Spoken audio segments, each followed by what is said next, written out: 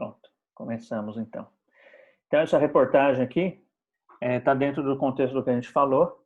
Existem reportagens mais atuais, tá? Mas eu quero mostrar propositalmente uma de 2012, justamente para a gente ver que é coisa antiga, tá? Então, olha o título da reportagem na revista Veja: por que os carros são tão caros no Brasil, tá? E assim, existe uma série de fatores. Tem a carga tributária que a gente fala, né? É tanto falado, o imposto é muito alto, e aí aqui eles elencam a falta de competitividade, a margem de lucro, né, das empresas de automóveis, ela é maior aqui no Brasil do que no exterior, justamente por conta do quê? Porque o brasileiro ele quer pagar um preço mais caro, tá? Então, olha só, eu não vou ler a reportagem toda, é claro, tá? Mas eu vou direto no parágrafo que eu quero mostrar para vocês. Mas eu lembro até que nos nossos exemplos a gente citou aí um Corolla, né? Então, olha só, um destaque aqui, ó, pro Corolla que a gente pegou de exemplo, ó. Os brasileiros gastam pelo menos o dobro que os americanos na compra de um Toyota Corolla ou de um Hyundai, tá? E X35, na verdade, eu nem sei que carro é esse, X35. Ou 94% a mais na aquisição de um Audi. 94% significa o quê? Quase o dobro, tá? Então, isso comparado esses carros com o mercado nacional, com o mercado americano. Qual carro é esse X35, hein? Sinceramente, eu não sou muito bom de carro, não lembro. Depois eu ponho aqui para mim achar qual é. Tá, então vamos lá para o parágrafo que eu quero mostrar para vocês. Está aqui separadinho já. Tá mais para baixo. Ó, olha só. Olha só. O preço, opa. Caramba, deixa eu voltar aqui. Acabei dando voltar lá. Olha só aqui. Ó. O preço de um bem tão caro quanto um carro não está relacionado necessariamente ao seu custo de produção. E aí vem um consultor falando, né? Abre aspas. Há uma variável importante que é o comportamento do consumidor. Diz o consultor André Belchior, né? Autor do livro Vendendo Sonhos. Olha só o que ele diz, ó. Como o carro no Brasil é um símbolo de status, lembra o que a gente falou? A gente tratou justamente disso, né? As pessoas não estão tão preocupadas com o preço final.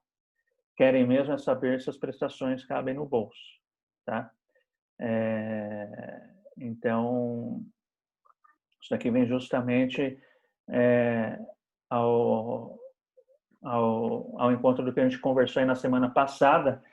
E aí, um exemplo prático justamente de que a economia é o produto de uma sociedade, tá? Então, isso de maneira bastante simplista, é claro, né? A gente pode dizer aí que se a economia de um país vai mal, é porque aquela sociedade não está mal, né? Porque a economia de um país é isso, é o reflexo de como as pessoas se comportam. Então, quando a gente para pensar na economia, a gente tem que estar pensando nisso. Como somos nós como sociedade, tá? Então, vale a pena bastante a gente estar levando em consideração esses fatores quando se pensa em economia, ok? Tá?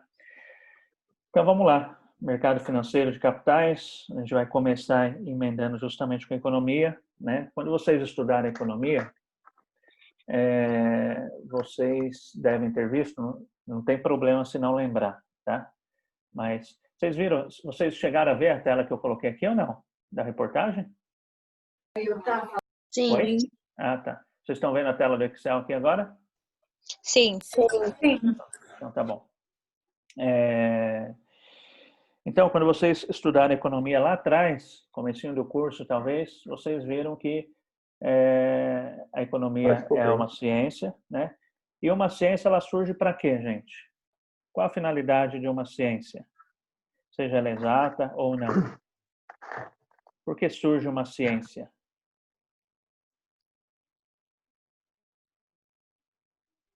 E aí? Para poder estudar alguma coisa, professor? Estudar algo?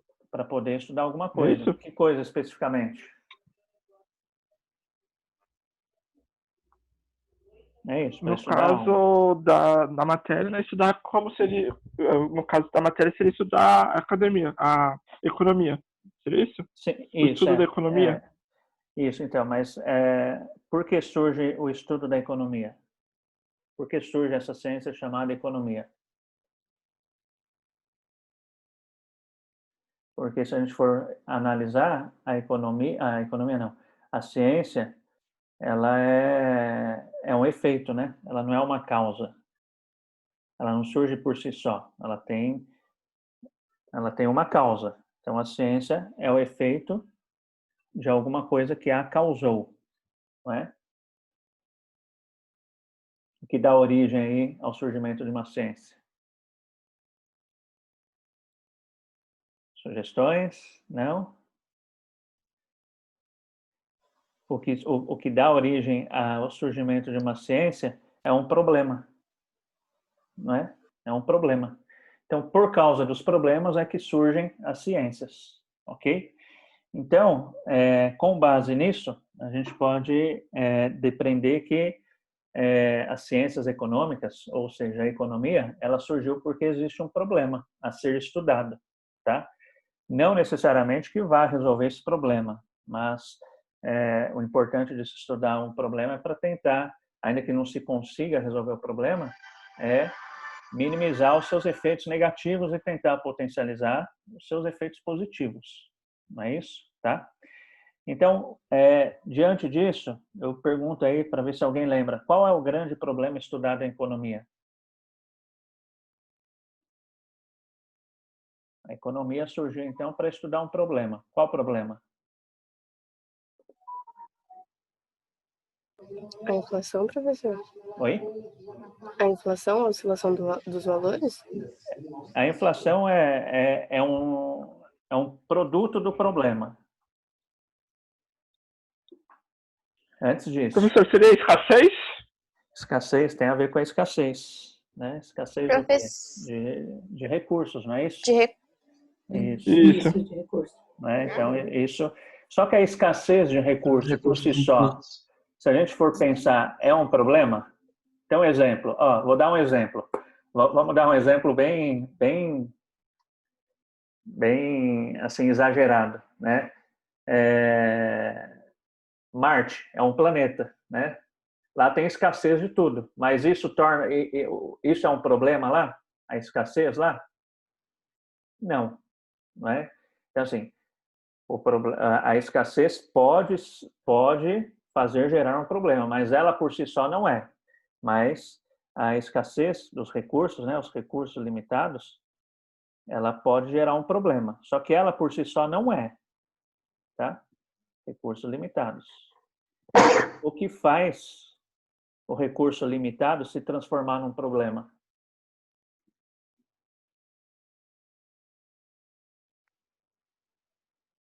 Competitividade? Não. Faz parte, tudo, mas não é. Eu quero ir bem na raiz mesmo, bem na essência. Os fatores de produção. Faz parte, mas aquilo mais básico. Não está errado, mas eu quero mais básico. O mau uso do dinheiro, no caso? Quase isso, quase isso. É escassez. A necessidade do uso, não é, professor? Isso, a necessidade que as pessoas têm, não é? Tá? Então, olha só, o recurso limitado, ou seja, o recurso escasso, ele é um problema quando as suas necessidades excedem esses recursos, não é? Tá? Então, vamos dar um exemplo aqui. Quando você era criança, você recebia a sua mesada lá de R$100 no mês. R$100 é o quê? É um recurso, não é isso? É um recurso. Esses R$100 lá, quando você era criança, você recebia de mesada, ele era um problema para você? Não. Por quê? Porque a sua necessidade não extrapolava esse seu recurso, não é isso? Hoje, Se alguém te oferecer um salário de R$ 500, isso vai ser um problema, não é? Por quê? Porque você tem necessidades que ultrapassam essa oferta de recurso. Então, a limitação do recurso, ela se transforma num problema quando confrontada com as necessidades, né? Então, qual é a característica das necessidades das pessoas? Elas são limitadas? O que vocês acham? Não. Acredito que não. Elas não são limitadas, elas são ilimitadas, tá? Isso é uma característica do ser humano, das pessoas, tá? Então, as nossas necessidades são ilimitadas. É natural isso ao ser humano, né? Então, ele se satisfaz, mas com o decorrer do tempo ele acaba ficando insatisfeito com aquilo que ele tem, com aquilo que, né? É natural isso. Então, a hora que a gente tem uma situação que os recursos são limitados e as necessidades limitadas, nasce o quê? Nasce um problema. Vocês conseguem perceber isso? Por quê? Porque aí você, né, sendo aí o administrador dos seus recursos, sendo como pessoa física, sendo como empresa, sendo como país, você vai ter que adequar. Opa, né? Então, tudo que eu queria ter, eu não consigo ter porque meus recursos são limitados, não é? Então, na sua vida pessoal, então você, eu queria ir na loja comprar sapato novo, tênis novo, a cada 15 dias, né? Talvez seu recurso não te permita isso, né? Eu queria comprar um carro novo a cada 6 meses, tá? Uma empresa, queria trocar minha linha de produção, colocar uma linha de produção aqui para que mais moderna, né? Então, às vezes isso é inviabilizado justamente por quê? Por causa da limitação de recursos. E mesma coisa os países. Então, alguns governantes, ainda que eles tenham boa intenção, eventualmente eles podem estar barrando aonde? A limitação de recursos, né? Então, queria ter um hospital Albert Einstein em cada cidade. Mas é possível? Não. Por quê? Porque os recursos são limitados, tá?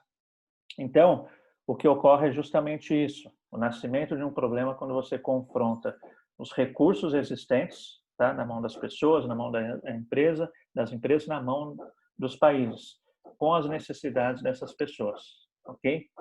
Em economia, tudo que a pessoa quer, tudo aquilo que ela deseja, é considerado necessidade, tá? Então, em economia não se entra no mérito se aquilo que a pessoa quer é supérfluo ou não. Então, isso fica para uma outra ciência, porque aí nasce um outro problema, tá? Mas, né, em economia a gente não entra nesse mérito. Eu quero... Então, imagine um cara ricão, né? Eu quero trocar de Ferrari a cada 2 anos. Aí a gente aqui do nosso mundo, a gente pode pensar, isso daí é supérfluo, tá? Em economia a gente não entra nesse mérito. Se o cara quer ter uma Ferrari nova a cada 2 anos, isso é considerado necessidade, tá certo? Ok? Tranquilo, gente? Certo? E essa questão aí de supérfluo também é bastante relativo, né? No Brasil ainda existem situações em que se considera que um iogurte todo dia de manhã é supérfluo, né? Então, tudo isso é relativo, né? Então, o que é supérfluo para um, eventualmente, não é para outro, tá? Ok? Tranquilo? Então, vocês conseguem perceber que aqui nasce um problema para os países administrarem, para as empresas administrarem, para as pessoas administrarem? Não é? Vocês conseguem fazer tudo com o salário de vocês? Tudo que vocês gostariam de fazer?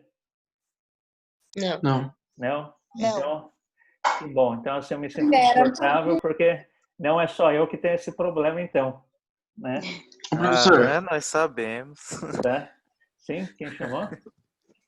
Sou o Rafael.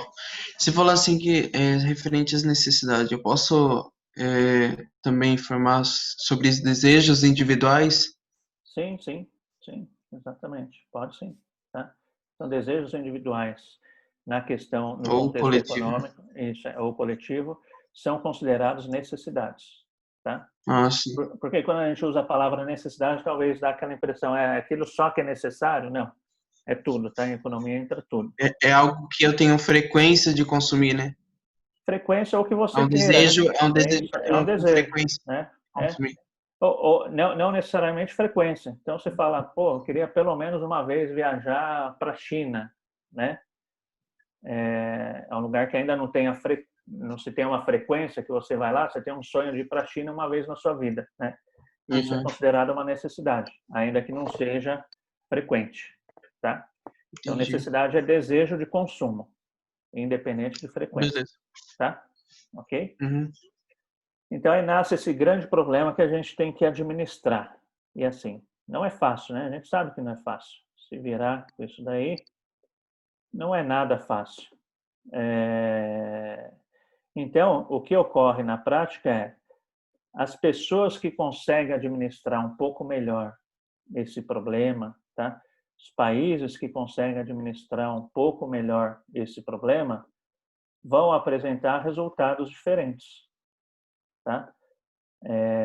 Então, podem estar apresentando resultados mais favoráveis ou mais desfavoráveis. Em função do quê? Em função justamente de como é administrado esse problema, ok? É daí que surge a ciência econômica, é daí que é dentro desse contexto que surge aí essa disciplina que a gente está vendo, mercado financeiro e de capitais, tá? Então tudo vai estar com esse cenário por trás, a gente sabendo que é esse problema que vai estar guiando a nossa disciplina por trás de tudo, ok? Tá certo? E justamente pelo fato de ser escasso, os governos têm que estar preocupados em como administrar isso da melhor maneira possível, tá certo? Ok? Vou mostrar uma foto para vocês aqui, ó. Vocês estão vendo aí? Estão conseguindo visualizar? Sim. Sim. Sim, sim. Então, olha só. Essa foto, além de servir de prova para os terraplanistas que a Terra é plana, né? O que mais que a gente consegue enxergar aqui? O que mais que a gente pode tirar daqui de conclusão? Se um terraplanista ver, ele já vai falar, opa, não falei que a Terra é plana? Está aqui, ó. Aparentemente, os pontos mais claros provavelmente serão os mais populosos, eu creio.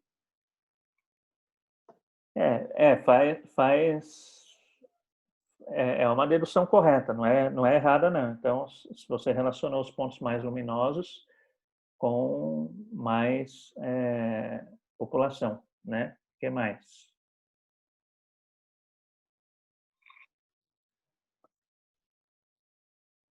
Na distância, a gente consegue meio que ver o mundo inteiro, né? Então, olhando pela nossa disciplina, nós estamos vendo um grande mercado. Certo? O que mais? Tem a ver com o consumo de energia? Sim, também. E consomem mais energia justamente aqueles países que têm mais progresso, né? Tá? Então, isso daí é uma outra inferência que a gente pode estar tirando, tá? Então, dentro dessa questão, é fácil a gente inferir também que a gente consegue perceber que onde tem mais luz, há uma tendência de ser justamente onde tem mais riqueza. Vocês concordam com isso, gente? Se não concordar, fiquem à vontade, tá? É um bate-papo, ainda que virtual. Mas também dá para tirar isso, não dá? Tá? E se a gente partir dessa inferência, né, a gente vai estar vendo que a distribuição da riqueza não é igual no planeta. Os países mais subdesenvolvidos? Isso. Os mais subdesenvolvidos, dentro dessa inferência que a gente está fazendo, seriam aqueles que têm menos iluminação, né? Tá? Isso. Faz sentido isso para vocês, gente? Sim. Então, o que a gente consegue perceber? Justamente isso, que alguns países conseguiram aí uma prosperidade material maior do que outros, não é? Só que aquele problema que a gente viu de necessidades ilimitadas, recursos limitados, ele se aplica ao mundo todo, a todos os países, né? Então, por que que alguns conseguiram mais prosperidade material e outros não, tá? Então, assim, justamente, existe uma série de fatores, né? Se a gente for condensar para tentar resumir a história ao máximo, é justamente isso. Por quê? Porque conseguiram equilibrar de uma maneira melhor aquela questão de recursos limitados, né, versus necessidades limitadas. É isso, tá? Porque então é isso que definiu porque que alguns foram mais para frente e outros nem tanto. Não é isso? Faz sentido? Porque a gente não pode colocar isso daqui na conta de Deus, né? A gente não pode chegar e falar, a gente é assim porque, né, Deus foi mais bonzinho com os Estados Unidos aqui, né, do que com o Brasil. Então, não é a maneira adequada de se justificar isso, né? Então, Deus foi mais bonzinho com a Europa do que a África, né? Não, a gente não pode colocar isso na conta de Deus, tá? Então, isso tem a ver justamente com o quê? Como foi administrada essa relação no decorrer do tempo, tá? No decorrer do tempo, desse grande problema, que é a relação entre recursos limitados e necessidades ilimitadas, tá certo? É claro que nem todos usaram aí de táticas também, vamos chamar aí éticas, né? Tá? Para se conseguir a riqueza, mas foi uma ferramenta que utilizaram para tentar chegar a esse equilíbrio, tá certo? Então, olhando esse mapa mundi, a gente consegue justamente perceber essa grande importância de se administrar esse problema. Se isso, né, reflete nos países, se essa administração vai refletir numa maior prosperidade nos países, a gente consegue inferir isso nessa foto, quem dirá numa empresa, quem dirá numa família, quem dirá no seu bolso individual, tá? Então, a teoria que a gente vai estar vendo no mercado de capitais no decorrer do semestre tem todo esse pano de fundo. Então, por que a gente está estudando isso? Justamente porque existe um problema, tá? E a administração desse problema é delicada, tá? Então, e a gente sabe que quanto melhor esse problema for administrado, melhor o resultado obtido. Ok? Alguma dúvida, gente? Não? Não. Não. Tranquilo? Tá? Não. Faz sentido? Alguém quer acrescentar alguma coisa? Alguém quer discordar de alguma coisa? Não? Então, vamos ver aqui só essa questão de como foi administrado lá no começo, para a gente estar vendo, né, essa relação de causa e efeito na questão aí de administração de recursos, tá? Então, vamos pegar aqui o nosso... Professor, Sim? a Europa também, eles acabaram utilizando os escravos antigamente Sim, como mão de obra para poder crescer o país deles. sim, Inclusive o Brasil, né? Tiraram muita riqueza do Brasil para mandar para fora. sim, exato. Então, eu acho que esses outros países, eles são mais evoluídos, mas eles acabaram utilizando de outros países de forma indevida, né? Sim, exatamente. Então, assim, não é porque eles prosperaram que conseguiram isso, né? Eles fizeram muitas coisas certas, mas também fizeram muitas coisas que visavam ali só eles mesmos, né? Tá? Vou dar alguns exemplos aqui enquanto a gente for conversando ainda hoje sobre isso, tá? Para pegar esse gancho do que a colega disse. Quem que disse?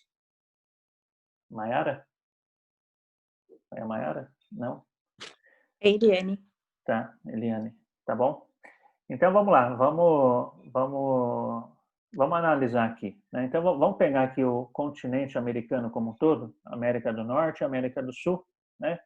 São países que nasceram aí mais ou menos na mesma época, em torno aí de 500 anos, tanto o Brasil quanto Estados Unidos. Então, vamos estar comparando e tentar entender por que né, por que Estados Unidos se desenvolveu um pouco melhor do que o Brasil, tá? Então, fomos descobertos aqui, né, mais ou menos na mesma época, Brasil e Estados Unidos, alguma diferença muito pouca ali de anos, mas basicamente a mesma coisa, né? Então, e aí a gente olha para o Brasil e fala, nossa, o Brasil tem tanto recurso, né? O Brasil tem tanto recurso natural, tudo que você joga na terra nasce, temos recursos minerais em excesso e né, temos poucos desastres naturais comparado aí com até alguns países ricos e desenvolvidos. E por que né, a gente não foi para frente? Existem vários fatores, tá? Eu vou estar dando o enfoque aqui na questão de administração de recursos, tá? Mas existem vários fatores, desde fatores de religião, tá? Até fatores de níveis de produção, tá? De educação e até fatores climáticos também, tá? Então vamos lá, vamos primeiro aí para essa questão de administração de recursos por si só, né? Na hora que a gente olha aqui Brasil, você fala, nossa, o Brasil, será que tem menos recursos do que os Estados Unidos, né? Se não for menos, é bem próximo ou até mais, né? Será que o Brasil, aí comparando com outros países, tem menos recursos do que a Europa? Na verdade, não, tem muito mais, né? É a Europa como está. Será que o Brasil tem menos recursos do que Japão, né? Na verdade, tem muito mais. Então, por que lá prosperou e aqui não, né? Então, vamos lá, vamos tentar imaginar alguma coisa aí. Assim que os países foram descobertos, né, tanto um quanto o outro, houve uma grande diferença aí no modo de colonização, tá? Desses países. Então, o país foi colonizado, o Brasil, de maneira a ser explorado. Então, os portugueses vieram para cá, né? E a intenção deles era explorar. Então, eles tiraram muita riqueza natural daqui, inclusive mandava para Portugal, tá? A ideia aqui nos Estados Unidos foi ao contrário. Então, a Inglaterra, quando ela veio para cá, a intenção deles era outra, diferentemente da de Portugal. Então, a ideia de Portugal seria o extrativismo. Já a ideia da Inglaterra era justamente estar formando um novo país. Então, uma das grandes diferenças iniciais de cara é que assim que eles chegaram aqui nos Estados Unidos, chegaram pela costa leste, assim como aqui no Brasil, né? Então, uma das primeiras coisas que eles começaram a fazer foi estar incentivando que aqueles colonizadores entrassem para o oeste, ou seja, para dentro do país, né? E assim, aí existem histórias, eu particularmente adoro livros de história, né? Não vou estar fugindo aqui, senão a gente vai passar a noite contando história aí da colonização brasileira e americana, mas existem histórias muito interessantes de como eles estimularam quem chegava aqui na América do Norte a estar indo para o oeste, tá? Inclusive, um grande desafio que eles tiveram foi justamente atravessar uma grande cordilheira aqui, né, menor do que a do antes, mas para chegar lá na costa oeste dos Estados Unidos mesmo. Então, eles chegaram aqui e foram investindo em ferrovia. Então, como foi a estratégia para que eles chegassem no outro lado do país, lá nos Estados Unidos? Investimento em ferrovia, tá? Ferrovia. Então, foi criada várias ferrovias já logo de cara ali nos Estados Unidos, tá? Que coincidentemente, né, a ferrovia, a máquina a vapor surgiu ali na Inglaterra, um pouquinho antes dessas descobertas ou bem próximo ali dessas descobertas, que foi o que ensejou aí a Revolução Industrial, tá? E aqui no Brasil não. Aqui no Brasil optou-se justamente por ficar na costa, né? Então não se imaginou em pegar e ir para dentro para estar desenvolvendo o país. Então se mantivemos aqui na costa, tá? Então a gente consegue perceber justamente essa diferença já de cara, né, de como eu vou estar entrando num país, na questão aí de colonização. E assim, esse exemplo que eu dei de estar entrando no país por meio de linha férrea, é só a gente fazer uma comparação aqui entre Estados Unidos e Brasil, né? Então coloca aí na internet depois, mapa ferroviário do Brasil. Então, a gente sabe que a nossa oferta de transporte ferroviário no Brasil ela é muito escassa. Não sei se há alguém na turma, tem alguém na turma que trabalha em empresa de logística ou não? Tem alguém aí? Não? Mas essa questão de logística, não sei se vocês já tiveram disciplina logística, mas optou-se aí no Brasil por estar dando preferência ao tipo de transporte por rodovia, né, por automóvel. Então, a nossa grande parte de mercadoria ela é transportada justamente aí por caminhões, tá? É um transporte mais caro, mais poluente, né? Diferentemente do que ocorreu lá dentro, lá nos Estados Unidos. Então, por aí só já se dá uma diferença muito grande, porque o transporte por si só, além o meio de transporte, além do transporte de mercadoria, ele leva também o quê? Desenvolvimento, tá? Ele leva desenvolvimento, ok? Então, é só a gente comparar. Vamos olhar aqui para a nossa região bem próxima para a gente ver essa questão de deficiência na questão de transporte ferroviário. A gente tem o trem daqui para São Paulo, mas se você quiser ir para a região do Vale do Paraíba, que São José dos Campos, que é uma região com muita indústria, não tem opção de transporte público ferroviário, né? Se tivesse, seria muito mais fácil ter o trânsito de pessoas entre dois polos muito importantes, né? São José dos Campos e São Paulo. Então, olha só, são dois polos importantes do estado mais rico do Brasil, São Paulo, né? E São José dos Campos. E não existe um transporte ferroviário aí de pessoas, né? Então, isso justamente dificulta, tá? Então, esse é uma característica, né? Como foi aí a entrada, tá? Nessa questão. E aí, uma outra questão também, o que foi? Conforme eu disse agora há pouco, né? Então, a Revolução Industrial estava ali no seu frescor, né? Tinha acabado de nascer ali a Revolução Industrial. E o que acontece? Europa precisava aí estar alavancando sua economia, né? E foi justamente nessa época aí da Revolução Industrial, pós-Revolução Industrial, que se descobriu a questão aí do aço, né? E o aço, ele foi a base para o desenvolvimento dos países, de todos os países. Ele foi, né? E na verdade ainda é, tá? Então é um material resistente, base para construção, base para produção de ferramentas, de equipamentos, tá? Então, eles precisavam. Então, a Europa, caramba, eu preciso de aço, né? Japão, lá atrás, eu preciso de aço. Estados Unidos, preciso de aço para mim crescer. Brasil, também preciso, né? E aí, o que aconteceu? O que acontecia, né? Europa olhava para o mundo e falava, nossa, eu preciso de aço, só que eu não tenho a matéria-prima para fabricar a quantidade de aço que eu preciso. Matéria-prima do aço, qual é? Alguém sabe, hein? Bauxita, né? Não, bauxita é do alumínio. Alumínio. Matéria-prima do aço é o minério de ferro, tá? Minério de ferro. Então, aí olhando para o mundo, tal, viram, opa, onde que tem bastante minério de ferro? Brasil. Estados Unidos também tem bastante, tá? Mas Brasil. E aí, o que acontecia? A Europa queria se desenvolver, ela precisava de aço. Então, ela precisava da matéria-prima, do minério de ferro. Então, o que ela fazia? Ligava aqui para o Brasil, não sei nem se tinha telefone nessa época, né? Não sei como que era a comunicação, mas ligava aqui para o Brasil, mandava e-mail para o Brasil, ó, estou precisando aí de minério de ferro, tá?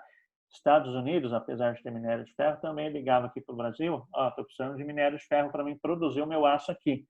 Mesma coisa Japão, tá? E o que nós brasileiros fazíamos? O que os nossos antepassados fizeram? Vendiam minério de ferro, tá? Vendiam minério de ferro. Não sei se vocês já tiveram a oportunidade de ver o minério de ferro, mas o minério de ferro ele é uma pedra, tá? O aço, não. Para você chegar a um aço, você tem que ter uma indústria de grande complexidade, no sentido de que é uma indústria que precisa de muito conhecimento técnico para que você transforme aquela pedra de minério de ferro em aço. Então, para você ter uma indústria siderúrgica no seu país, você tem que ter bons matemáticos, você tem que ter bons administradores, você tem que ter bons físicos, você tem que ter bons químicos, você tem que ter bons médicos, você tem que ter bons enfermeiros, você tem que ter bom... E assim vai indo. Então, é um tipo de indústria que demanda um grau de conhecimento vasto, né? E bom, para que exista esse tipo de indústria. Então, o que Europa e Estados Unidos começaram a fazer? Bom, para mim ter uma siderúrgica aqui, eu vou ter que investir em quê? Vou ter que investir em quê? O que vocês acham? Educação. Educação, exatamente. Então, o que eles fizeram? Vamos investir em educação. Porque com isso eu consigo formar bons engenheiros, bons administradores, bons contadores, tá? E aqui eu estou pegando só um ramo de indústria, que é o ramo siderúrgico. A siderúrgica é aquela que transforma o minério de ferro em aço, tá? E o Brasil não teve essa preocupação, né? Em estar investindo em educação. Na verdade, talvez os administradores da época até pensaram ao contrário, né? Então, talvez quanto menos educação eu der, mais fácil fica para que eu coloque aquelas pessoas lá para explodir aquelas montanhas com dinamite, e se ela morrer, né, ela não vai nem saber correr atrás dos direitos dela, não é? Tá? Porque a exploração de minério é isso, você vai lá e explode, né, de maneira bastante resumida, é claro, você explode aquela pedra, aquela grande montanha, vai picotando e manda embora, né? Aí vai para a siderúrgica e lá é processado, tá? Então, o que a gente fazia? A gente extraía esse pedaço de pedra, tá? Que não tem valor agregado nenhum. O que é o valor agregado? O que vocês acham de valor agregado, gente? O que é valor agregado? Um computador tem valor agregado? O que vocês acham? O celular que você está assistindo a aula aí tem um valor agregado? Vamos pegar o celular. É um aparelho menorzinho. Tem valor agregado? Sim, que através dele a gente pode utilizar várias ferramentas que nos facilitam no dia a dia. Sim, exatamente. E assim, para se chegar à construção de um celular, teve que ter muito o que aqui? Muito estudo. Então, dentro de um celular tem muita tecnologia. Se você for pegar e analisar só a matéria que forma o celular, o vidro, o plástico, né? Aquele chipzinho, né? Que é um negocinho de nada, tá? Se você for analisar apenas o custo do material em si, é um custo muito pequeno. Mas por que um celular é caro? Porque não se leva em consideração apenas o quê? O material que fabricou ele, mas sim o valor agregado que está naquele material. E o valor agregado ele é formado justamente por conta disso, daquele conhecimento que foi investido para que aquele produto passe a existir. Então, quando a gente paga caro no celular, a gente não está apenas olhando o preço, né, daquela matéria-prima, mas justamente ele é caro porque eu tenho que pagar aquelas pessoas que estudaram para que eu tivesse um celular na mão. Tá? Isso é valor agregado. Então, o minério de ferro ele não tem valor agregado. Por quê? Ele é um pedaço de pedra. Um pedaço de pedra que está lá no chão. Que valor agregado tem aquilo? Nenhum. Se eu não tiver um estudo para transformar aquilo em algo útil, ele não tem valor nenhum. Tá? Então, o que a gente fazia? A gente vendia esse minério de ferro lá para a Europa, né, para os Estados Unidos, que não tem valor agregado nenhum. Tá? E aí, a hora que a gente precisava de aço, o que a gente fazia? Comprava deles. Comprava deles. Isso, exatamente. Aí a gente comprava deles. Tá? Então, a gente vendia uma pedrinha que valia, sei lá, vamos tentar jogar um valor, R$1. Tá? E recomprava o equivalente a essa pedrinha na forma de aço, com valor agregado. Então, aquele R$1 que eu vendi, ele não vai voltar, não vou recomprar ele por R$1. Por quê? Porque eu tenho um valor agregado. Então, eu vendia por R$1 e comprava por R$1.000. Perceberam? Professor, Sim? é a Bárbara. Isso acontece atualmente semelhante com a celulose e o papel, né?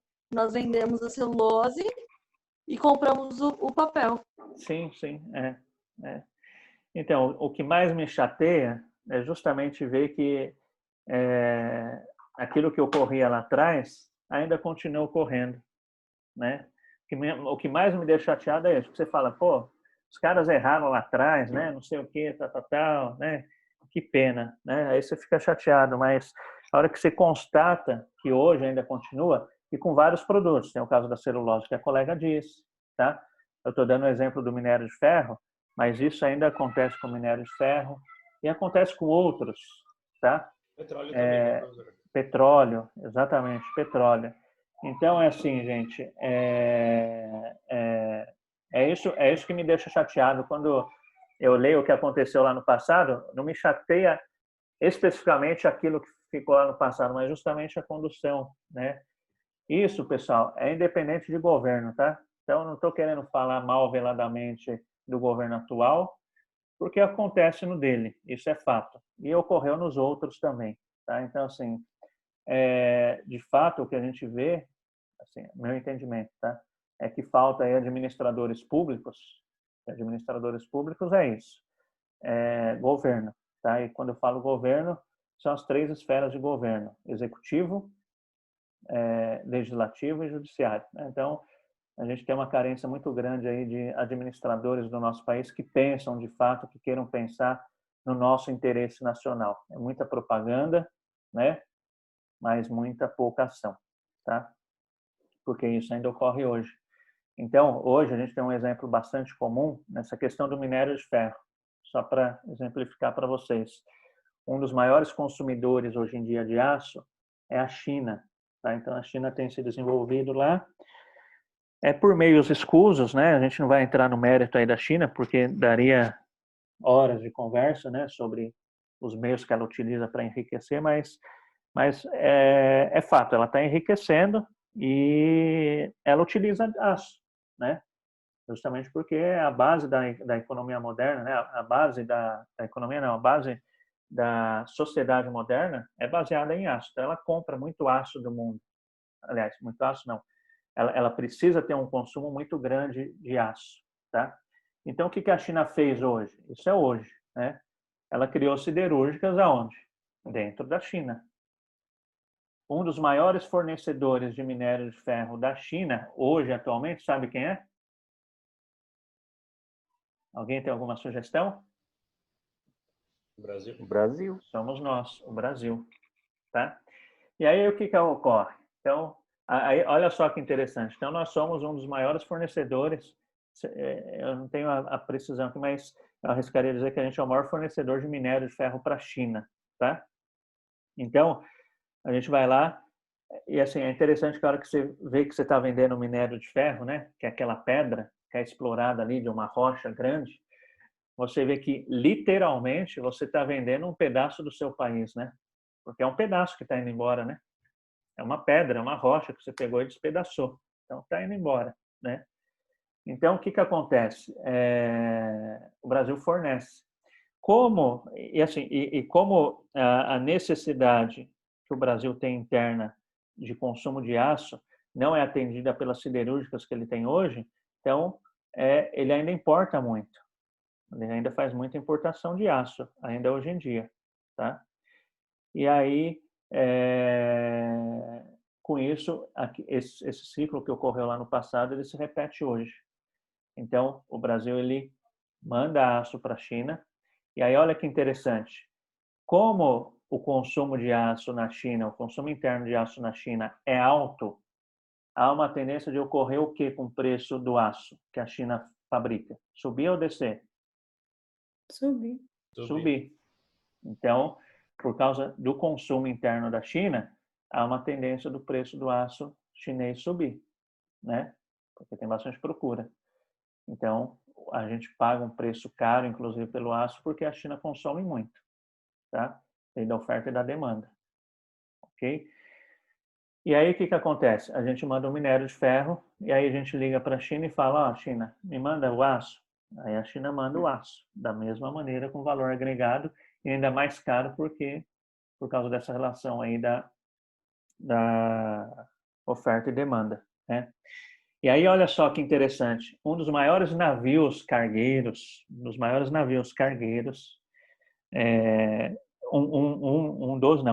maior navio cargueiro de minério de ferro foi desenvolvido, sabe aonde? Aqui no Brasil. O maior navio cargueiro de minério de ferro foi desenvolvido no Brasil. Sabem para quê? Que desenvolveram navios gigantescos para o transporte de minério de ferro, para que eu consiga mandar mais minério de ferro para a China. Então, né, ele faz essa volta aqui, ó, tá? Acho que é por aqui que entra. Então, ele vem, faz essa volta aqui, o naviozinho e tal. Por quê? Por que elaboraram, projetaram esse navio gigantesco, maior navio cargueiro de minério de ferro aqui no Brasil? Para que eu leve mais minério de ferro e menos viagem para a China. E se eu levo mais matéria-prima, se eu levo mais produto e menos viagem, há uma tendência de ocorrer o que com o preço dessa mercadoria? Aumentar ou diminuir? Diminuir, exatamente.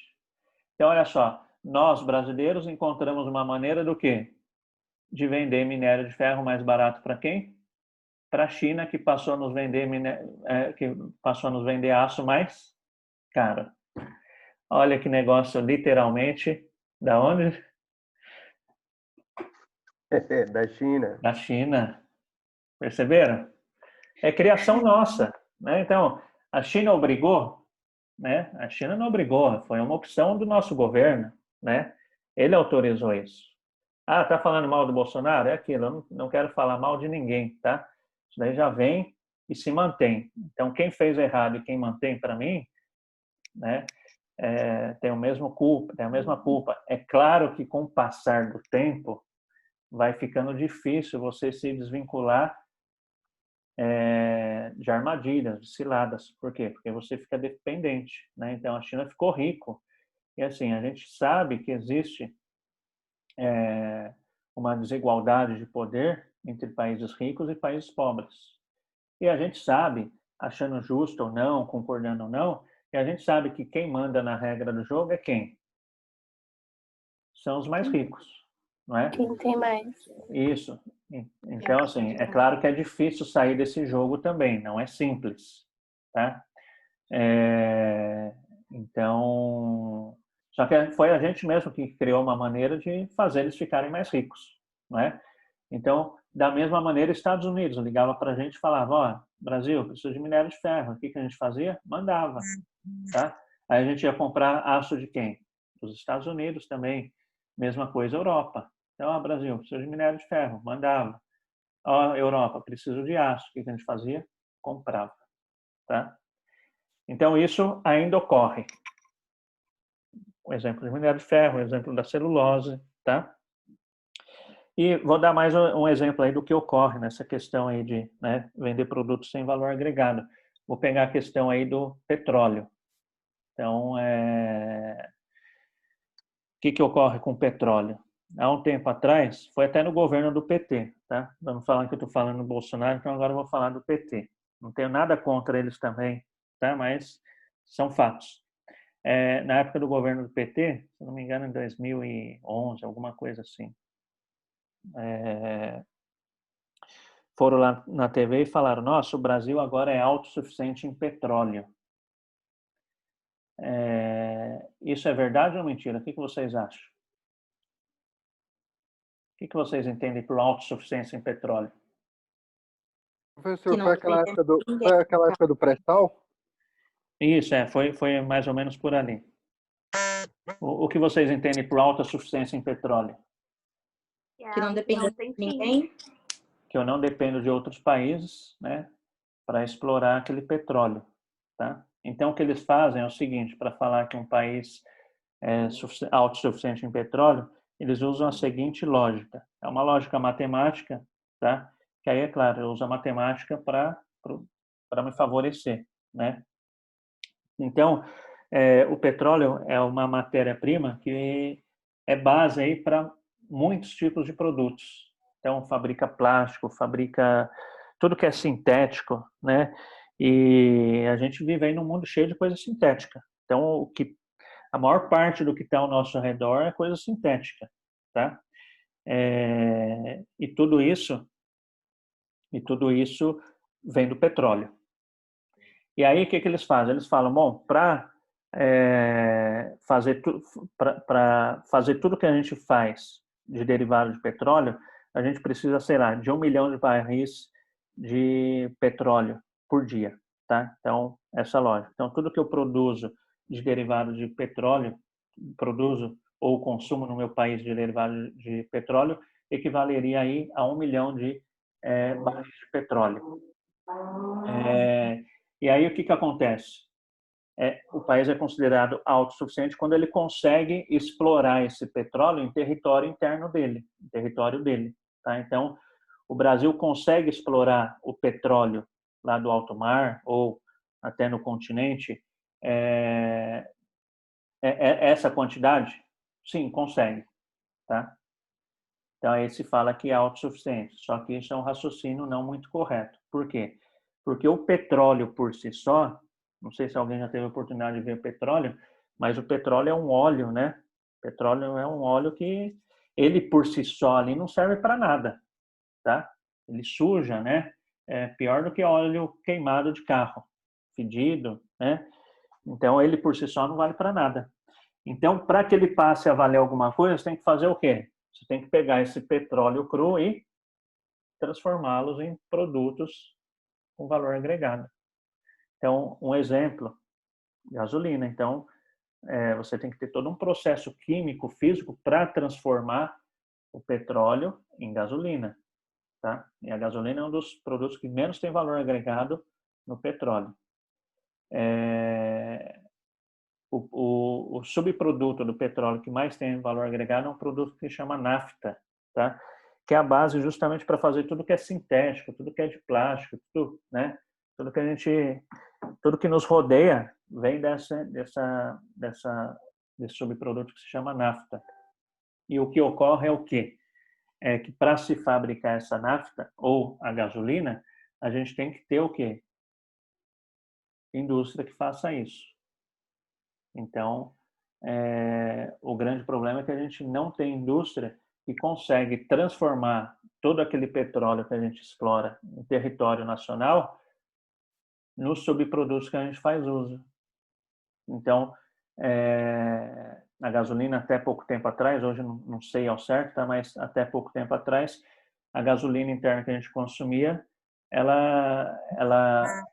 a quantidade que a gente fabricava internamente era maior do que a nossa capacidade de produção. Então, o que a gente tinha que fazer? Importar gasolina, trazer gasolina de outro país, tá?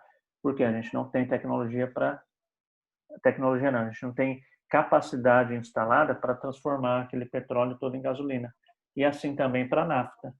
Então, o que a gente faz? A gente manda o petróleo para o exterior e depois recompra ele do exterior com valor agregado para a nossa indústria aí de sintéticos, tá? Quem ia falar? E o sintético ele tem tudo, tá? Então tem no celular que você está segurando, tem no fio aí que liga o seu computador, tem na TV, tem na tinta da sua casa, tem no shampoo, tem no condicionador que você passa no seu cabelo, tá? Então ele tem um valor agregado muito alto. Então a gente pega e recompra. Por quê? Porque não foi investido justamente em instalações, em capacidade produtiva. Tá? Então, qual é a capacidade produtiva do Brasil comparado com os países desenvolvidos? Ela é baixa. Tá? Ela é baixa. Por quê? Porque não foi investido nisso. Foi investido por uma série de fatores. Um dos fatores é justamente a questão aí de investimento em educação. Então, para que eu tenha uma indústria rica no país, eu tenho que ter o quê? Investimento em educação com qualidade. Não posso ter pessoas saindo ali do segundo grau sem mal saber ler, né? porque a indústria não prospera. Então, uma das outras deficiências que ainda ocorre no Brasil é justamente a deficiência de infraestrutura no setor produtivo. Tá? Então, a gente tem uma deficiência grande no setor produtivo. E isso limita a nossa capacidade produtiva e a gente começa a depender do lado de fora, lá do exterior. Tá? E quando a gente for falar sobre política cambial, a gente vai voltar nesse link para vocês verem qual é o impacto da variação cambial por causa dessa necessidade que a gente tem do exterior ainda. Tá? E se a gente tem uma capacidade instalada de produção reduzida, limitada, a gente produz menos do que a demanda, menos do que a procura. Então, se a produção de bens num país ela é menor do que a procura, do que a demanda, há uma tendência de ocorrer o que com o preço dessa mercadoria, dessas mercadorias? Subir ou descer? Subir ou descer, gente? Subir, professor. Subir, tá? Então, mais um motivo do exemplo do porquê que o carro é mais caro aqui também e porquê que outras coisas também é muito mais caro aqui, tá? Por causa disso, por causa da nossa questão de capacidade produtiva. Como se produz menos e a demanda é alta, há uma tendência do preço subir, tá certo? Ok? Tranquilo? E aí, isso aí ocorre com uma outra série de fatores, indústria de celulose e mais outras também. Tá certo? Tranquilo? Dúvidas? Não? E então é isso, né? Tem um livro interessante que chama Por que alguns países são tão ricos e outros tão pobres?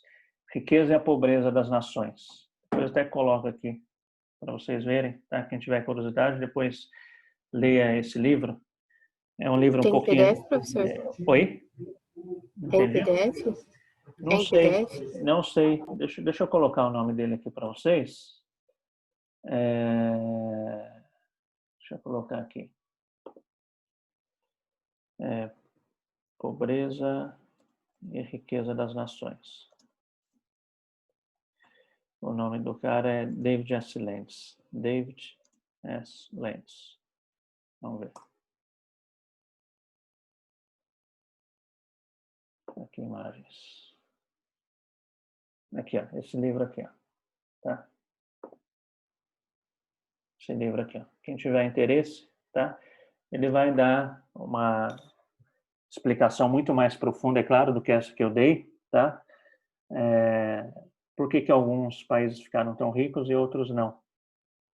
É um livro um pouquinho extenso, ele tem umas 900 páginas, tá? Mas a leitura dele é bastante gostosa, porque não é uma leitura técnica, é uma leitura aí narrativa, né? Então ele coloca fatores bastante interessantes, desde fatores religiosos, tá? Quanto clima, né? E assim passa por uma série de situações. Então, exemplo, essa questão de fator religioso, né? Oi, gente.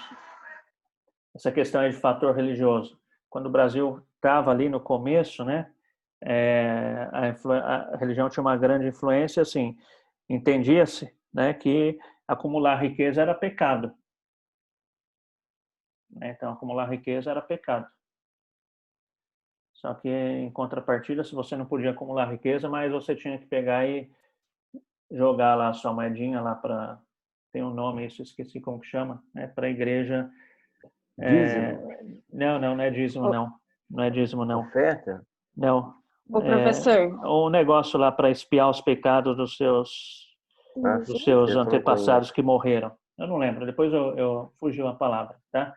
Então, a hora que as pessoas físicas não juntam riqueza, há uma tendência de ocorrer o quê com o país? Ele ficar pobre, né? Então, até a maneira de relação, né? Como as pessoas eram educadas aí quanto ao dinheiro, influenciou.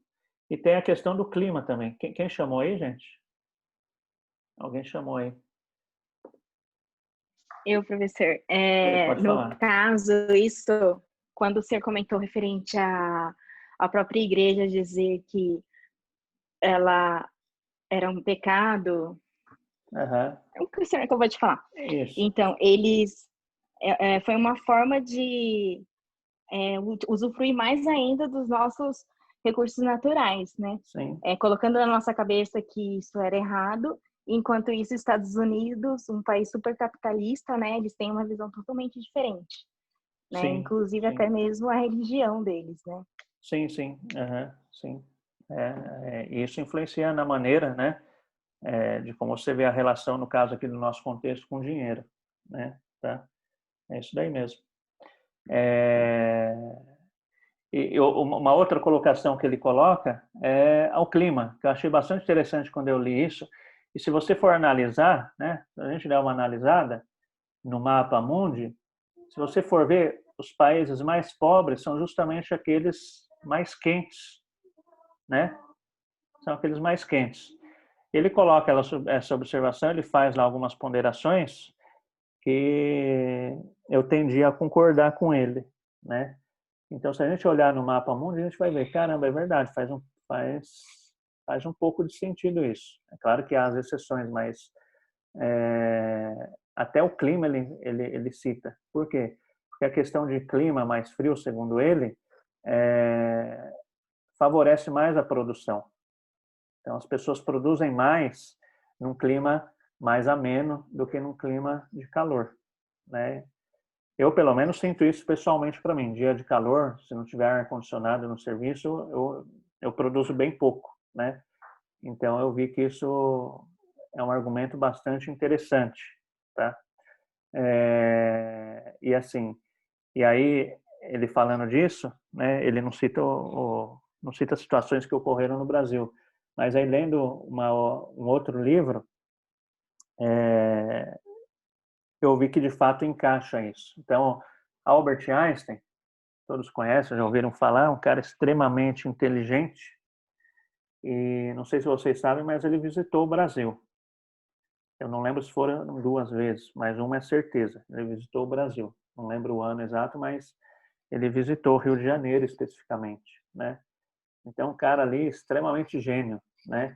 E um dos comentários de Albert Einstein, que ele deixou lá no diário de bordo, né, dele, ele comentou algo mais ou menos assim, não exatamente nessas palavras, eu não lembro especificamente, mas ele comentou essa questão do clima, né? Falando, nossa, aqui é tão quente que é até difícil pensar. Então, olha só, Albert Einstein sentiu dificuldade de pensar num clima quente, né? Claro que isso são percepções pessoais, tem gente que é mais sensível ao calor, outras menos, tá? Mas, de maneira geral, há estudos que sugerem isso, que um clima mais ameno, a produção é maior. Se a produção é maior, eu consigo gerar mais produto, mais bens. Se eu gero mais produto, mais bens, eu gero mais renda, né? Então, isso a gente já viu aí numa série de estatísticas também, se vocês acompanharam, que a produtividade no Brasil é baixa, tá? Existem vários fatores. Pode ser que essa questão de clima influencie também, não sei, tá? Mas comparado com alguns países desenvolvidos, a nossa produção é baixa. Então a gente fica 8 horas no serviço, mas a gente produz menos do que pessoas aí, alguns países em que a jornada de trabalho é de 6 horas, tá? É claro que tem uma série de fatores, tá certo? Então, essa administração dos recursos, ela foi desfavorável para alguns e favorável para outros. Então, vamos olhar aqui o continente africano, né? O continente africano é um continente riquíssimo, riquíssimo em riqueza natural, né? Então, tem bastante petróleo lá, tem muito diamante, as maiores minas de diamante estão no continente africano, né? E a gente conhece a situação da maior parte dos países africanos como é, tá? E por que isso? Justamente pela questão de administração. É claro que houveram, então vou pegar o gancho da colega que disse aí de meios escusos que alguns países fizeram uso, né, para ficar rico. Então vamos pegar aqui para a gente não colocar que os europeus são santos, né? Então vamos ver um lado que os europeus usaram de estratégia que tirou a riqueza aqui do continente africano, tá? Então assim, os europeus, eles, né, sabiam, e assim, a gente sabe, todo mundo sabe disso, né? Naturalmente, quando você tem inimizade com alguma pessoa, o que vocês fazem? Vocês procuram estar perto ou longe dela? O que vocês acham? Longe. Ficar longe, não é isso? Você tenta não encontrar com a pessoa, não é isso? Então, às vezes é bom chamar a sogra para visitar a casa só uma vez a cada 6 meses, né? Então, tem coisas que é bom estar evitando, não é isso? Então, para evitar algumas confusões, o que você faz? Você mantém a distância. Isso é natural nas pessoas, não é? Tá? E assim, e os europeus sabiam que internamente aqui no continente africano havia-se brigas entre os povos, tá? E com o passar dos anos, isso daí lá no passado bem passado mesmo, né? E justamente por haver briga entre os povos, o modelo de vida deles era um modelo ali de vida tribal, né? No sentido de, eu vou ficar quieto no meu canto aqui, então eu fico quieto no meu canto aqui, o outro está quieto no outro canto lá. E assim foi indo, né? Então, com o passar do tempo, foi se ajeitando dessa maneira, tá? Os europeus, sabendo disso, o que eles fizeram? Olha a tática deles. Eles sabendo disso, eles foram lá, pegaram povos que eles sabiam que eram inimigos entre si, né? Mas que não estavam brigando porque estavam distantes, tá? O que eles fizeram? Colocaram próximo um do outro. Aí o que aconteceu? Eles começaram a brigar. E ofereciam, inclusive, para a tribo que eles cooptavam, né? Inicialmente, eles tinham que cooptar alguém. Então falava, vai lá, pega da tribo tal, né? E aí você me vende essas pessoas como escravo. A gente olhando isso hoje para o passado, você fala, como ocorreu, né? Mas foi uma tática planejada disso, né? É um absurdo, mas houve. Então, eles fizeram essa tática de colocar, né, esses povos rivais que haviam entre eles próximo. Por quê? Porque aí eu começo a ter briga no continente, eu começo a ter briga no país. Ainda hoje, existem conflitos internos sangrentos e muito feios lá dentro da África, do continente africano, tá? Não é noticiado porque, né, há a tendência de se dar preferência para noticiário de países desenvolvidos, tá? Mas hoje, ano 2020, ainda tem conflitos sangrentos lá dentro, interno, tá? Interno dentro da própria África por causa disso. Qual foi o objetivo dos europeus? Justamente causar a desordem no continente. Por quê? Porque a hora que você causa desordem, fica fácil você entrar e fazer o quê? Pegar o que lá tem. Então é só você imaginar uma família. Uma família vai para frente se só tem briga na família? Não vai para frente, não é? Tá? Então foi essa tática. Eles desestabilizaram o país justamente por meio da desordem, né? Então com isso eles ingressaram no continente africano, né? E além de levar povos escravos, também levaram e ainda levam justamente o quê? Matéria-prima do país. Professor? O continente africano ainda é explorado, tá? Assim como a gente aqui, né? Sim. Professor, é o Ederson. Professor, essa é a mesma tática que os Estados Unidos está fazendo no Oriente Médio? Na verdade, essa tática lá, ela é mais isolada, aí são outros fatores, tá? Aí, não é bem essa tática. A tática dos Estados Unidos ali no Oriente Médio é outra, tá? Mas acaba influenciando, né? Porque desestabiliza o país, tá? Ok? E assim, E aí aquilo, né? Aí você fala, nossa, fizeram isso com a África, como que eles deixaram, né? Se a gente for trazer por analogia, gente, se a gente for trazer por analogia, assim, ó, eu não sei se você é bolsonarista, se você é lulista, mas assim, uma coisa você pode ter certeza, tá? Eles, entre eles estão bem, tá? E se a gente for fazer, se a gente for analisar o que foi feito lá na África, lá no passado pelos europeus, é justamente o que os nossos governantes estão fazendo aqui entre a gente. Então é só analisar o cenário atual. Hoje alguém consegue parar e sentar e conversar racionalmente sobre soluções viáveis para o país? Não consegue. Por quê? A única diferença é que não está havendo mortes, tá? Igual havia lá. Então, lá no passado, era briga ali, matava e conquistava o povo. Só que foi implantado na gente uma discórdia que está atrapalhando o desenvolvimento do país. Então, justamente essa discórdia. Eu sou PT, não, eu sou Bolsonaro. Se você é PT, eu não quero nem falar com você. Se você é Bolsonaro, eu não quero nem falar com você. Ou seja, a gente tem que estar atento até para analisar isso com cuidado e ver se não tem um propósito por trás para esse acirramento dos ânimos e essa polarização que o nosso país está vivenciando, né? Porque ela é estimulada, isso é fato. Então, a pergunta que fica é: por que se estimula essa polarização? Por que se estimula essa briga, né? Ainda que não seja uma briga de foice, literalmente, é uma briga. Por quê? Porque a gente não consegue sentar e conversar, né? O que é bom para o país, né? O que eu tenho que seguir aqui na educação? Vamos pegar um exemplo simples. O que eu tenho que seguir aqui na questão de educação?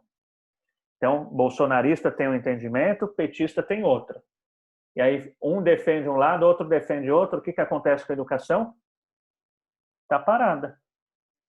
Cada um com suas convicções, né? Então, bolsonarista com suas, lulista com outras, né? E a situação acontece o quê? Parada. Então, tem que ter o diálogo, tem que ter, né? Então, a questão não é você ter um lado, porque isso é natural. Então, você votou no Bolsonaro, legal, né? É isso daí.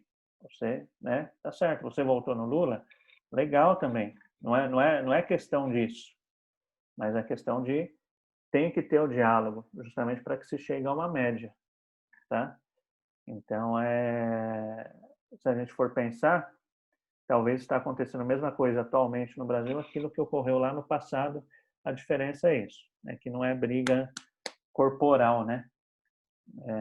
São brigas de ideias, são ideologias colocadas aí acima de tudo.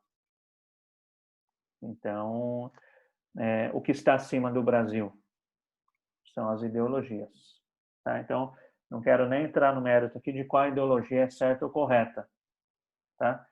Mas quando se extremiza do jeito que está,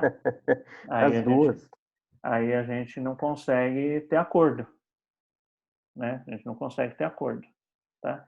E aí o que acontece? Para. E a hora que para, a gente fica distraído com o quê? Com a briga, porque eu quero defender o meu argumento. E o outro quer defender o argumento dele. E aí o que acontece? Existem os aproveitadores que vão aproveitar desse vácuo, né? Tá? É por isso que, no meu entendimento, o dito centrão no Brasil tem muita força, exatamente por isso, por causa da polarização? O centrão, aí entra uma outra história também que assim, há um aproveitamento, né? Há um aproveitamento desse vácuo que pode ser ocupado por oportunistas do centrão, né? Tá? Visando o bem do país. É aí que está a questão. Visando o bem do país? Não sei. Aí fica para cada um analisar e responder. Tá? Mas é complexo. O negócio é bem, bem complexo. Perceberam? E tudo isso vai influenciando na questão de administração de bens e recursos. Tudo isso tem a ver com o mercado de capitais. Tá? Tudo isso tem a ver aí com como a gente é visto aí no cenário internacional do ponto de vista econômico, financeiro e assim vai indo. Ok? Tranquilo? Dúvidas? Então, gente, é por isso que a gente tem essa disciplina, para mostrar quais são as ferramentas de como o governo administra os recursos do país. Que, é claro, isso vai repercutir nas pessoas, nas empresas, tá? Tranquilo? Dúvidas? Observando a política, a gente vê o seguinte, por exemplo, o Centrão vai roubando pelo meio, né? E as outras duas pontas um do lado, outro do outro. Ou seja, a gente está em maus lençóis. Aí cada um, né, tira essa conclusão, mas assim, É tem que, bem por aí, tem que diga-se de analisar, passagem, né? tem que analisar vários fatores, né? Tá? Porque se você olhar assim, de modo geral, Ângelo, você não vê muita gente interessada em bons projetos para a sociedade, para o país, para a sua cidade. A gente vê pessoas interessadas em bons projetos em prol deles mesmos, ou seja, como atrapalhar mais o crescimento. É isso que a gente consegue identificar com a maior clareza. E também, quanto mais você dividir as opiniões, automaticamente é bom para essa galera, né? Quanto mais discordância eu ter, mais pode ser favorável aí para interesses escusos, né? Não é Se isso? não houvesse desgraça, não precisaria de salvadores da pátria, né? Sim, exatamente. Tá? Mas é isso. Então, o governo ele tem que ter ferramentas para estar administrando aí esses recursos, essa relação entre necessidade e recursos limitados, tá? E quais são as ferramentas que o governo faz uso para que a gente chegue ao resultado final, ao produto final daquele mapa mundi que a gente viu? Quais são?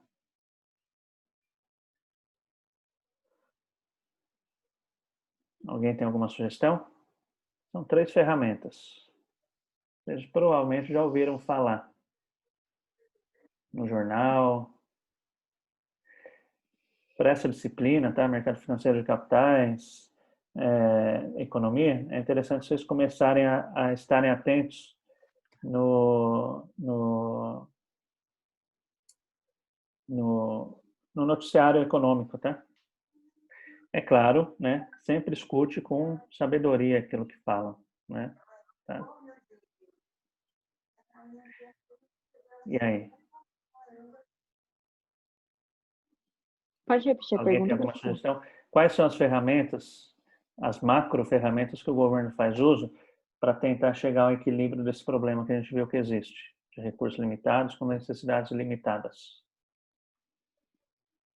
São 3 políticas, então vou dar uma ajudinha. São 3 políticas. Política o quê?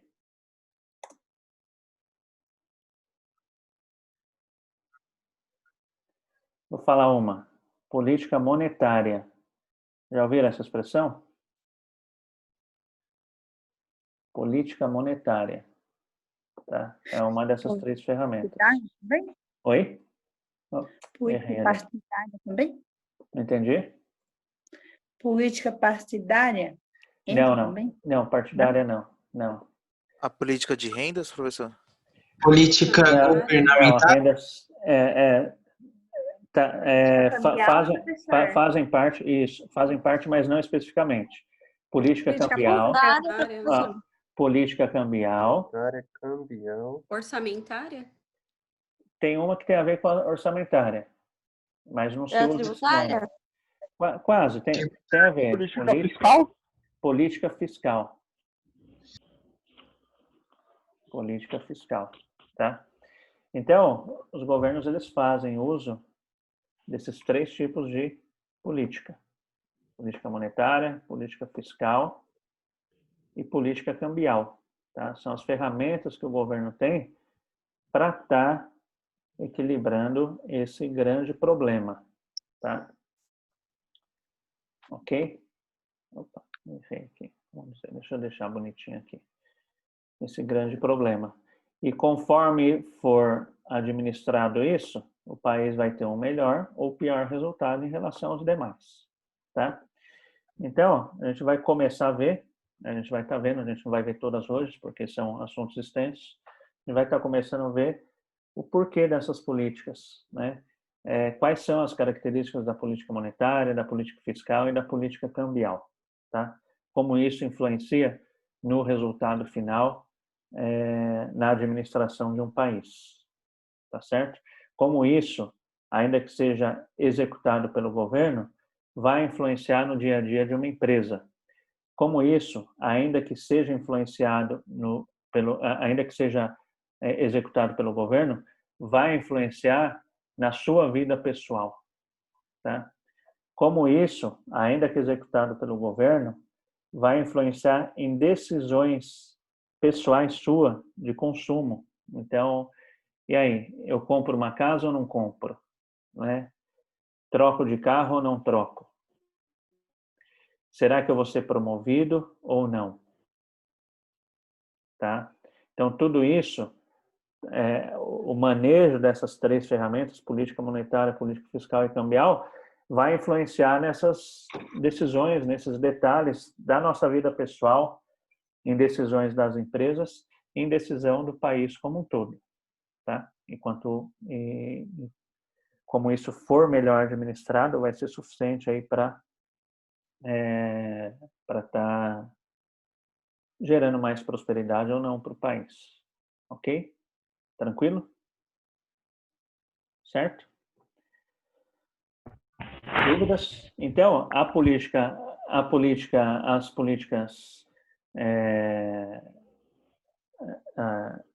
econômicas, elas servem justamente para quê? Para que alcance esse equilíbrio. E o alcance desse equilíbrio é o quê? É o maximizar emprego, é o gerar mais emprego, tá? É o aumentar o poder de renda, é o ter um equilíbrio na distribuição de renda, tá? Então, assim, pior do que a renda baixa, alguém tem uma sugestão do que seja pior do que a renda baixa? Vocês sabem o que é? Falta de renda. Não, a falta de renda, sim, mas considerando que todos tenham renda, né? É justamente a desigualdade de renda. Então, porque existe uma pequena maioria que ganha 50 vezes do que a grande maioria. Isso é o quê? Desproporção de rendas, tá? Então, essas políticas econômicas, que é a política fiscal, a política monetária, a política cambial, elas são as ferramentas que o governo tem para estar controlando a economia de um país. Para quê? Para que haja essa melhor distribuição da riqueza, tá? Então, tem que ter uma melhor distribuição da riqueza. Essas ferramentas é isso que a gente acabou de ver, política monetária, fiscal e cambial, tá? Então, o objetivo da política econômica é atingir determinados objetivos sociais e macroeconômicos, tá? Então, alguns exemplos desses objetivos sociais e macroeconômicos. Pleno emprego, tá? Pleno emprego, vocês devem ter ouvido essa expressão lá em economia. Então, pleno emprego é um objetivo social e um objetivo macroeconômico. Ele engloba esses dois objetivos. Por quê? Porque além do emprego gerar renda, ele tem o fator social também, né? Então, existem pesquisas que provam que a pessoa que fica desempregada por muito tempo, isso começa a afetar o social dela, a autoestima, né? E outros fatores psicológicos que quem é da área entende, né? Mas existem estudos que indicam isso. Então, a questão de emprego, ela vai muito além simplesmente do que essa questão de renda. É importante? Sim, mas tem essa questão aí também da pessoa, né? De como ela se sente procurando emprego por um longo período não conseguindo. Então, aí já entraria aí numa esfera psicológica, né? E isso acaba influenciando. A gente sabe que tem uma influência. Não vamos entrar em detalhes aqui porque não é o objetivo da disciplina, tá? Então, pleno emprego, as pessoas terem emprego, tá? Distribuição da riqueza. Então, como a riqueza é distribuída no país? Então, ela é nivelada ou não? Ela é escalonada. Então, para você passar para um degrau, você tem que subir muito, né? Então, a gente vê que a distribuição da riqueza no Brasil ainda tem muito a ser acertada, tá? Isso vai estar influenciando justamente aí nessa questão de desenvolvimento do país. Quanto melhor distribuição de renda, quanto melhor distribuição de riqueza, mais próspero vai ser um país, tá? As políticas econômicas também visam a estabilidade de preço. O que é estabilidade de preço? É o controle de inflação. Então, eu não ter oscilações nem para mais e nem para baixo. Por quê? Porque a hora que eu tenho estabilidade, o próprio nome já sugere, estabilidade. Quando eu tenho um ambiente econômico com estabilidade, eu consigo fazer o quê?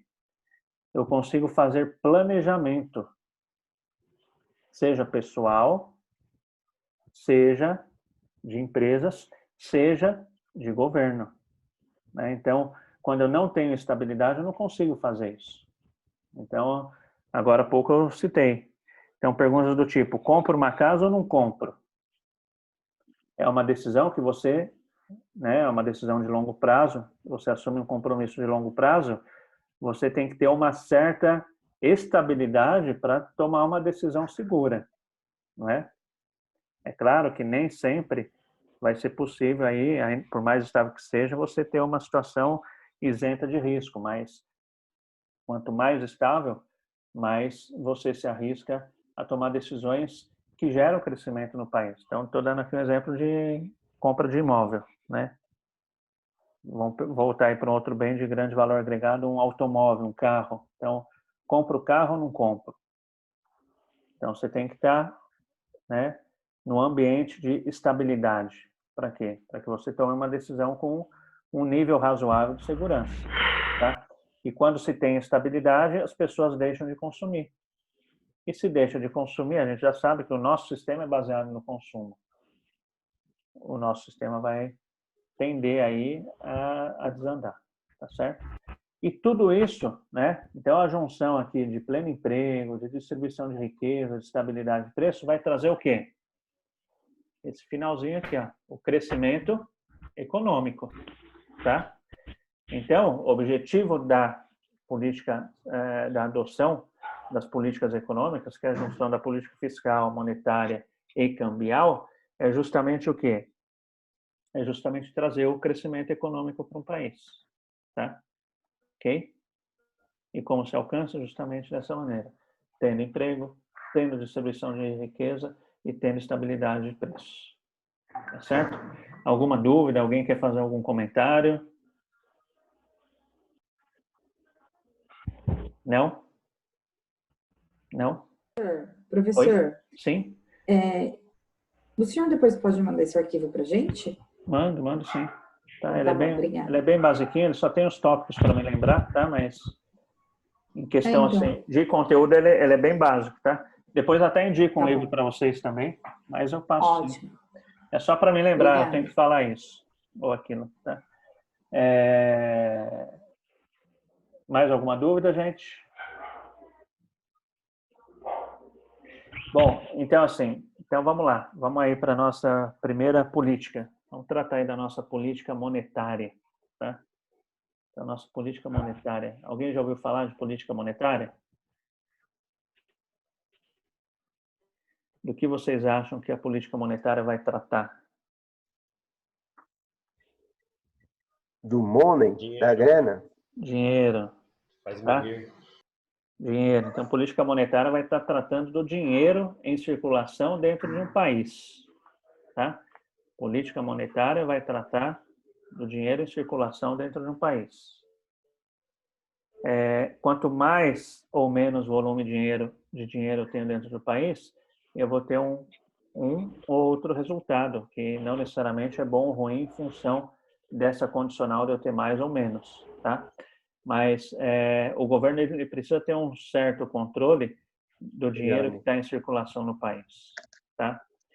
Por quê? Porque o nosso sistema é baseado no consumo, né?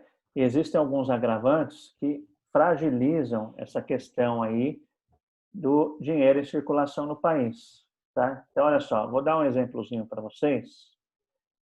bem basiquinho, tá?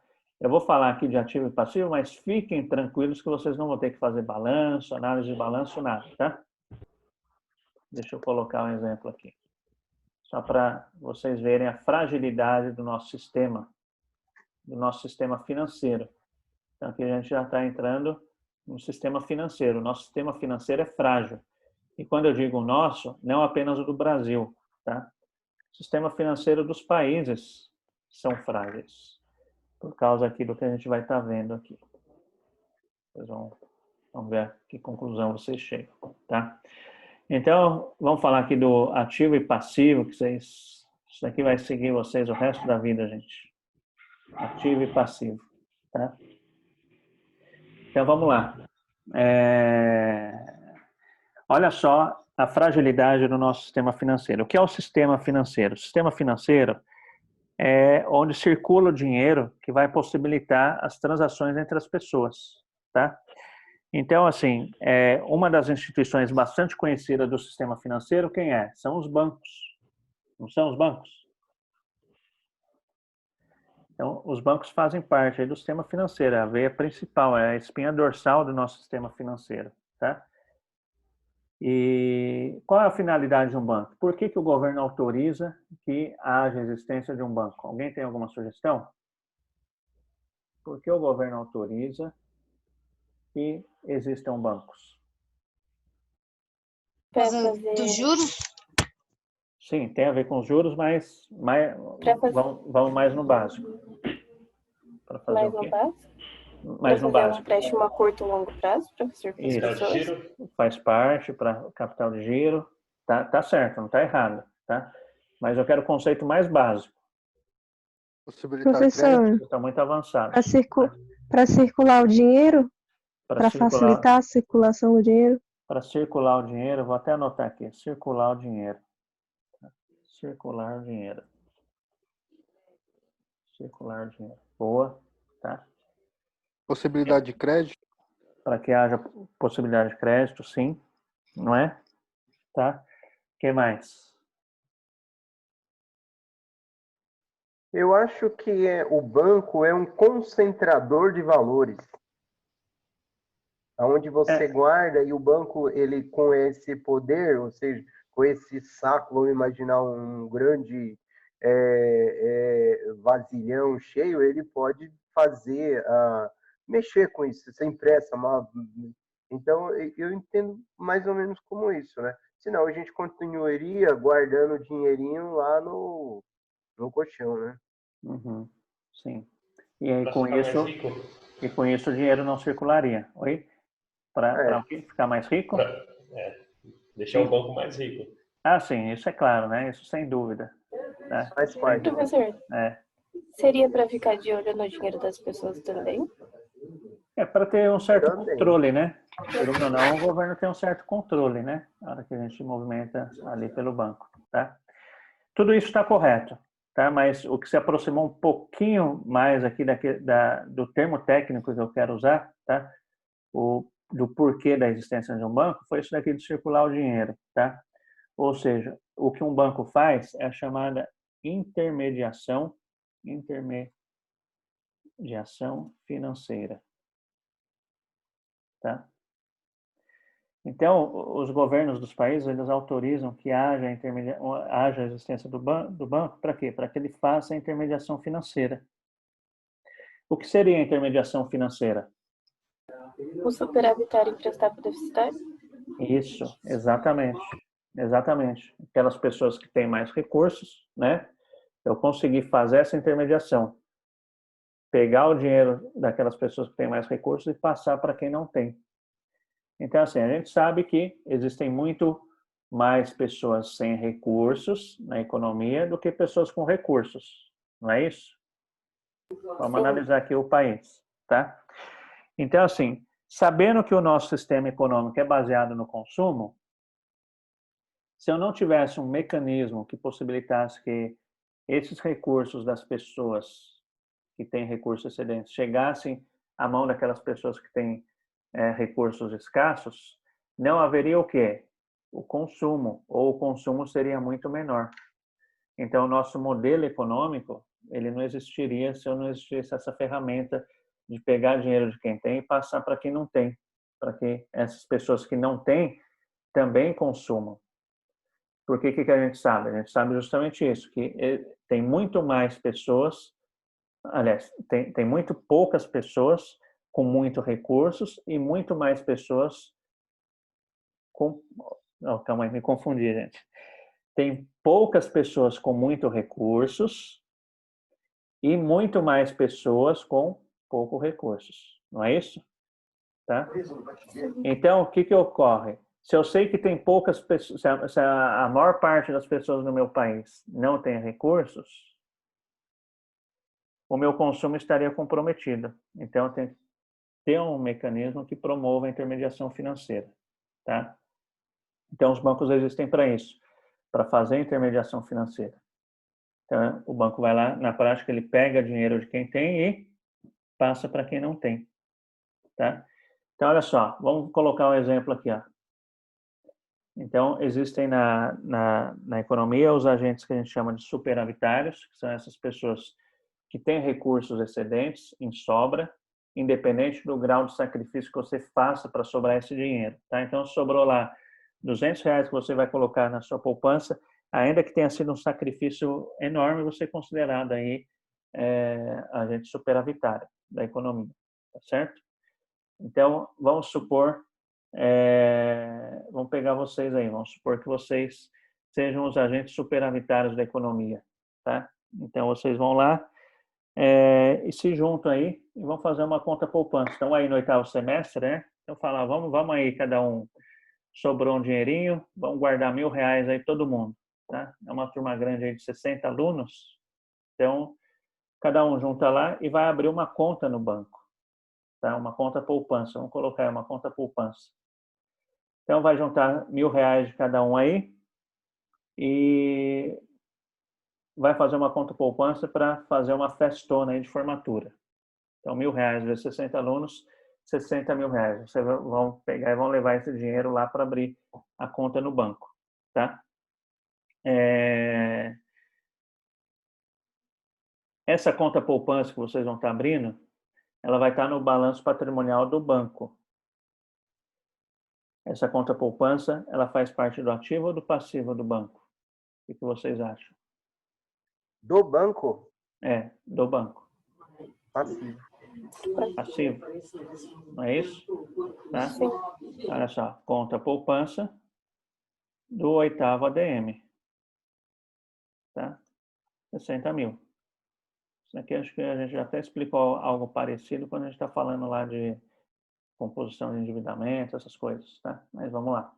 Conta poupança do 8º ADM, R$60.000. Vocês depositaram lá R$60.000. Esses R$60.000 que você depositou, você teve que levar em dinheiro, né? Então, a contrapartida desse lançamento vai ser o quê? Vai ser dinheiro para o banco, não é isso? Então, o banco vai ter lá R$60.000 em dinheiro, tá certo? Método das partidas dobradas, caixa, tá? Fechou a contabilidade, débito, crédito, bonitinho, ok?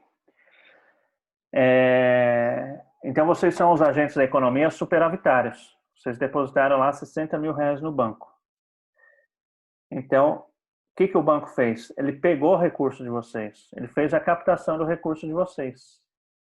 Tá? Foi isso que ocorreu. E aí, vamos simular aqui agora uma situação dessa intermediação financeira. Então, vocês são agente superavitário e eu sou agente deficitário da economia. Eu não tenho dinheiro para fazer aquilo que eu quero. Vocês têm dinheiro sobrando. Tanto é que vocês deixaram depositado na poupança. Tá? Então, eu quero comprar um carro. O carro que eu quero comprar custa exatamente esse valor que vocês depositaram. R$60.000. Tá? Como eu não tenho dinheiro, mas eu quero consumir, e a ideia é justamente isso, da intermediação financeira é justamente fazer isso, fazer com que as pessoas que não têm dinheiro consumam, o que eu faço? Eu vou lá no banco pegar um empréstimo no banco. Tá? Qual vai ser o valor desse meu empréstimo? R$60.000. Tá? Esses 60 mil reais que eu vou pegar de empréstimo no banco, esse empréstimo que eu estou fazendo para o banco é um ativo ou um passivo? Para o banco? Para o banco. Para o banco é um ativo. Tá? Então, vai estar registrado lá no lado do ativo, 60 mil reais, como empréstimo para o professor. Ângelo, põe aí. Pô, professor Ângelo, para comprar aquele Onix. Não vai caber ali. Não vai caber ali o Ângelo. Tá? Então, eu vou lá pegar 60 mil reais para comprar o carro aqui. Ó, né? O cara que está vendendo esse meu carro, ele tem conta onde? Ele tem conta no próprio banco, tá? Vamos supor que ele tem conta nesse próprio banco. Como eu tenho que fazer aqui o método das partidas dobradas, então, se eu lancei aqui um débito, eu vou ter que ter um crédito, tá? A conta do vendedor desse carro para o banco é ativo ou passivo? Do vendedor é ativo. Né? A conta isso, a conta do vendedor para o banco é um passivo. Então vai estar lá, conta para o banco. Poupança do vendedor é um passivo. Então olha só, 60 mil reais, tá certo? Então vamos parar aqui o exemplo. Então ativo e passivo está batido. Então eu tenho aqui nesse exemplo um lançamento de 120 mil no ativo e 120 mil no passivo. Então, contabilmente está batida a lógica contábil. Tá? Mas a gente vai parar aqui para não se estender muito. Então, olha só, eu faço uma pergunta para vocês. Vocês sendo dono desse dinheiro, então, olha só, vocês estão guardando dinheiro, né, para fazer a formatura aí no final do ano. 60 mil reais é o valor que vocês têm lá guardado no banco. E o vendedor do carro também deixou o dinheiro guardado no banco, deixou o recurso dele guardado no banco. Analisando esse exemplo isoladamente, tá? Se vocês e o vendedor do carro forem lá sacar o dinheiro hoje no banco, vai ter dinheiro lá para todo mundo? Não, professor. Não vai ter, vai faltar, tá? Então, isso mostra justamente o quê? Que a intermediação financeira, que é justamente isso, captar recursos de quem tem e passar para quem não tem, ele traz um problema chamado problema de liquidez para o sistema financeiro. Tá? Daí, algumas medidas que o governo tem que tomar dentro da política econômica para tentar minimizar esse problema aqui do risco financeiro. Então, a gente vai estar falando, talvez na próxima aula, tá? Sobre algumas ações que o governo adota na política econômica e vai falar para que isso? Para manter a solvência, para manter a liquidez do sistema financeiro. Tá? Por quê? Porque existe esse problema. Então, o que ocasionou esse problema, qual é? A conta poupança, característica de conta poupança. Tem um monte de colega aí que trabalha em banco, né? Característica de conta poupança, é um depósito à vista ou depósito a prazo? À vista, não? À vista. Depósito à vista, não é? Por quê? O que é um depósito à vista? O que é um depósito à vista? O cara levou o dinheiro lá, é em espécie, à vista? Não é aquele que ele levou, mas é caracterizado à vista. É aquele que você pode sacar na hora? Isso, porque você pode sacar a qualquer momento. Tá? Então, a característica da conta poupança, você pode ir lá depositar hoje e sacar amanhã. Tá? Ok? Então, olha só, a captação de depósito à vista que os bancos fazem gera esse problema de liquidez. Tá? E esse problema de liquidez, ele tem um outro nome também, que é chamado o quê? Criação de moeda. Porque se a gente for analisar aqui, o que o banco criou? Ele criou moeda. De 60 mil reais em espécie, ele fez com que esses 60 mil virasse quanto? 120 mil. Tá? Então, os bancos têm o poder de criar moeda. Os bancos que fazem a captação de depósito à vista, de recursos à vista, e fazem a intermediação financeira, eles conseguem criar moeda. Tá? Por isso, alguns bancos são chamados de instituição financeira monetária. Tá? Ou instituição financeira bancária, são sinônimos, tá? Então, por que elas são chamadas de instituição financeira, monetária ou bancária? Porque elas criam dinheiro, entre aspas, tá?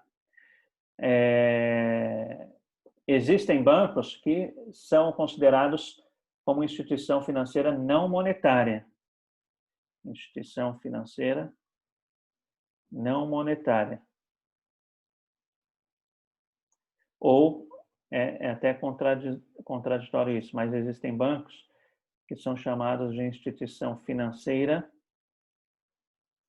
não bancárias. Por quê? Porque eles não criam dinheiro, tá certo? Então, qual seria uma situação aqui que eu poderia não estar criando dinheiro? Uma situação em que eu não faça a captação, eu como banco não faço a captação de recurso à vista, tá certo? Então, a condicional para que um banco seja considerado instituição financeira monetária é ele captar dinheiro à vista e emprestar esse dinheiro, porque aí eu causo esse descasamento aqui, ó, tá? Se todo mundo for lá buscar, não vai ter dinheiro, porque eu criei um dinheiro fictício, tá? E outra coisa também, justamente para que eu faça esse lastro, essa amarração, que eu seja uma instituição financeira não monetária, ou seja, para que eu não crie dinheiro, seria eu estar apenas como banco fazendo captação de recursos a prazo, tá? Por quê? Porque aí a minha poupança, então vamos supor que minha poupança fosse a prazo. Se eu faço essa captação de vocês a prazo, e a do cara que me vendeu o carro, eu posso condicionar, eu vou fazer toda uma engenharia financeira, tá? Para quê? Para que eu amarre a possibilidade de você sacar esses 60 mil reais só quando esses 60 mil reais que eu tomei emprestado do banco tiverem sido pagos. Aí, nesse caso, esse problema de liquidez, ele deixa de existir, tá certo? Ok?